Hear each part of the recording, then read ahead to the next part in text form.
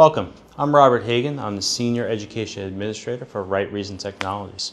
For over 11 years, Right Reason Technology has provided innovative, customized solutions for New York State school districts. Our extraordinary customer service and partnerships have enabled growth, collaboration, and success for our partner districts. Today I'm going to talk to you a little bit about what we are here to offer you through Right Reason Technologies. First, our core beliefs are that every student and teacher can and will be successful. We believe in the blended learning model. The teacher is paramount in the classroom and the technology is a supportive tool to support the instruction for teaching and learning. Professional learning communities and data-informed decisions are paramount to the success of students. Individual learning plans we'll be talking about in just a little while, and student and teacher growth is paramount. The journey to success varies, but the common beliefs come into this particular structure where we have innovative instructional tools that are customizable to support the needs of teachers and students. We believe that we should have all these tools based upon experience, best practice training. And this way we can support you in every step of the way. What you can learn about Right Reason Technology. First, take a look at the cyber extension, which is the powerhouse of our Right Path solution, where we have thousands of lessons that will help in credit recovery, suspension and homebound students, Regents Prep, alternative high school, homeschooling or home instruction, credit advancement, and summer school. This is typically where most districts save the most amount of money. Our student success side, as you can see, is quite lengthy. We're going to start up here with our SLOs and APPR reports. This is what we're going to be focusing in on today, but as you can see, the benchmarks which have been approved by New York State, including our growth measure. The state informative assessments, RTI, AIS intervention lessons, which are over 400 and running. Demographic and subgroup reporting, our data warehousing, which gets tied to all of these reports. Individual learning plans, profile cards are going to come in multiple ways we'll talk about in just a little while. Our curriculum planner, our pacing guides, which will also get tied into this, and our student practice, particularly on Regents exams. And on the professional development side, live training, web-based compliance training, and even our walkthrough platform, it will be coming and is in development as we speak. This is our Right Path system. The Right Path system has 6 major components that build into the right path for success of all our students. Starting up top is the Curriculum Data Center. We'll work our way around to the Student Center where the students have 24/7 access to test prep and Regents Prep. Intervention lessons, as I mentioned, over 400 and still developing. Professional development, which we believe is paramount to the support of all these components. The cyber extension, the powerhouse of the Right Path solution, thousands of lessons. And the assessment creator, which will be a component that we will be talking about in the future. But for now, we're going to talk about that top one, which was the Data and Curriculum Center, where essentially we have all our reports, our individual learning reports, small group reports, whole group reports, SI charts. We run the gamut, everything from district to school to classroom to individual student and obviously their needs. So what we do is we take a look at from the very beginning of the year. Just imagine if you had a report at the very beginning of the year with your class that said that you knew exactly where the holes were for your students. Well, we do that with your state reports. We take that information and we develop it into our individual learning plan so that the student and the teacher will know exactly what that student needs from day one. Then what we do is we build into our local assessments and our benchmark reports. What we're able to do there is also develop those individual learning plans and to meet the needs of those individual students. We do believe in our 9 to 12 platform that obviously this is going to be a blended learning solution. The teacher must be every part of the equation. Our solution is to support that teacher. On the 3 to 8 side, This would just be changed out for the intervention lessons, which I had spoken about earlier.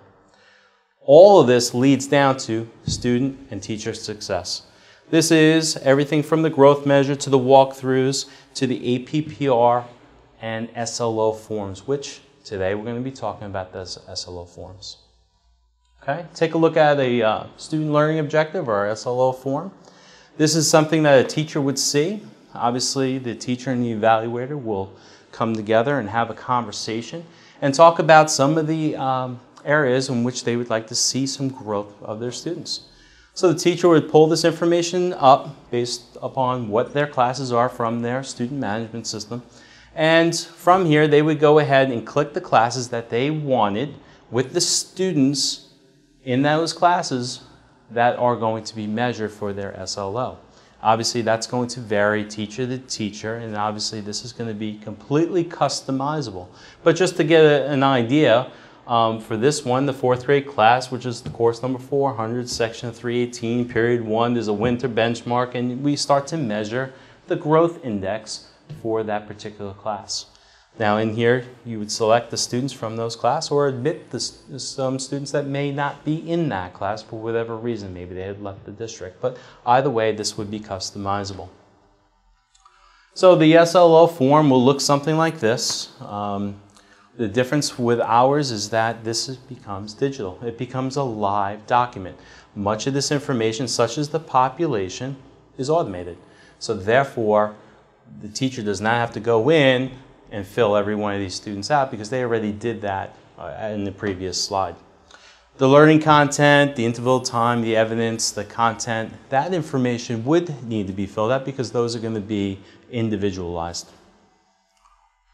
Taking a look at the baseline, once that baseline is taken, once again, we will give you an individual learning plan, a small group plan, and a whole group plan to meet the needs of those students. So now it's not just a baseline, but also it becomes a plan to fill those gaps. The targets are going to vary. The Heidi criteria, once it is set, we will plug it into our system and then it will be automatically populated with our growth measure. The rationale, obviously that needs to be filled out, and that obviously is the piece in which an evaluator will base whether or not they're going to approve or disapprove. So let's talk about workflow. When we take a look at the student learning objective, one of the areas that we want to be able to do is put the onus onto the teacher so that they know exactly what's in that student learning objective. That becomes very important. There needs to be ownership. So once that form is filled out and sent to the evaluator will have the option of either approving or disapproving that particular form. Now, when that gets disapproved, if it gets disapproved, there will be a comment section so that the evaluator will be communicating with that particular teacher of what needs to be put into place. And obviously what we put here was students weren't in the population, so obviously they would have to go back and click a few buttons to make sure that was the case. And it brings it back to this portion of the form. This is the area. The comment section right up here, students weren't listed, so therefore go ahead and click on it and resubmit. And now once that is in place, now the evaluator will click approve, it is time-stamped, and now it goes into the teacher folder in which now the evaluator and the teacher will both be able to review it in real time. Okay, so just to come back to our major beliefs, what I want to talk to you real fast is that I believe that what we've done is we've shown an innovative solution. We've shown how it can be customizable, and it's ongoing professional support. And what I mean by that is we're not just going to hand you a form, we're going to support you in every way. We're going to come in with the best practice training, and then we're also going to teach you exactly how to utilize that form and the individual learning plan, the small group plan, the whole group plan, so that it becomes an instructional tool to support teachers and students. So therefore, full circle, every student teacher can and will be successful. The blended learning model, I think we've proven that we do believe that the teacher is paramount. Those professional learning communities, we have ongoing professional development, we have user groups, and we have a yearly conference in which we come together and collaborate to talk about best practices and what can be done in the future.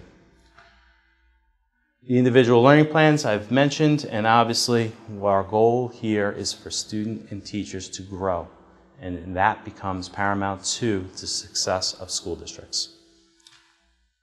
In the future, we will be talking about each of these items, the digital pacing guides and how they're going to be interactive, the mini observation platform, which we will be utilizing over the summer as a pilot, and we'll roll it out in September. The APPR Heidi forms and all the student, teacher, and principal profile cards, which will also be digital and live.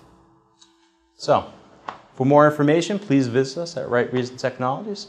This is our information, and please follow us on Twitter or Facebook. And I thank you for joining us today. Thank you.